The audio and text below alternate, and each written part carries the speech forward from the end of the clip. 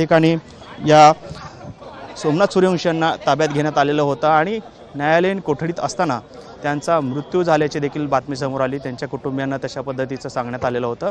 त्यानंतर मात्र मोठ्या प्रमाणात विरोधकांकडून रोष जो आहे तो व्यक्त होत असताना आपल्याला पाहायला मिळालेला होता आणि आपण पाहतोय खरं तर विरोधकांनी मोठा मुद्दा जो आहे तो या ठिकाणी विधानसभा असेल त्याचबरोबरीने लोकसभेत देखील हा मुद्दा उचलून धरला होता। त्यानंतर आता राहुल गांधी लोकसभेचं अधिवेशन संपल्यानंतर या ठिकाणी सोमनाथ सूर्यवंशी यांच्या कुटुंबियांना भेटण्यासाठी या ठिकाणी दाखल झालेले आहेत। काही वेळ राहुल गांधी या ठिकाणी चर्चा करतायत आणि त्यानंतर ते माध्यमांशी देखील संवाद साधण्याची शक्यता आहे। मग आपण पाहिलं की खरं तर लोकसभेत देखील हा मुद्दा जो आहे परभणीचा तो लावून धरला गेलेला होता। त्यानंतर आता राहुल गांधी स्वतः त्या कुटुंबियांची भेट घेण्यासाठी दाखल झालेला आपल्याला पाहायला मिळतं।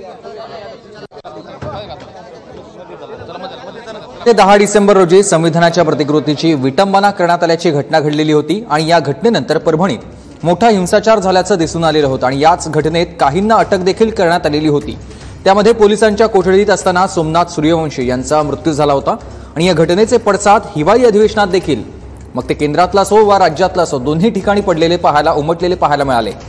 दरम्यान याच पार्श्वभूमीवर शरद पवार, अजित पवार यांनी सोमनाथ सूर्यवंशी यांच्या कुटुंबियांची भेट घेतलेली होती आणि आज लोकसभेचे विरोधी पक्षनेते राहुल गांधी हे सोमनाथ सूर्यवंशी यांच्या कुटुंबियांची भेट घेण्यासाठी परभणीमध्ये त्यांच्या निवासस्थानी दाखल झालेले आहेत। लोकसभेमध्ये या घटनेचा निषेध करताना राहुल गांधी यांनी निळ्या रंगाचा टी शर्ट घातलेला होता आणि आज देखील सोमनाथ सूर्यवंशी यांच्या कुटुंबियांची ते भेट घेण्यासाठी आलेले असतानाच पुन्हा एकदा निळ्या रंगाचा टी शर्ट घालून परिधान करून ते आलेले आहेत। यावेळेला त्यांच्यासोबत काँग्रेसचे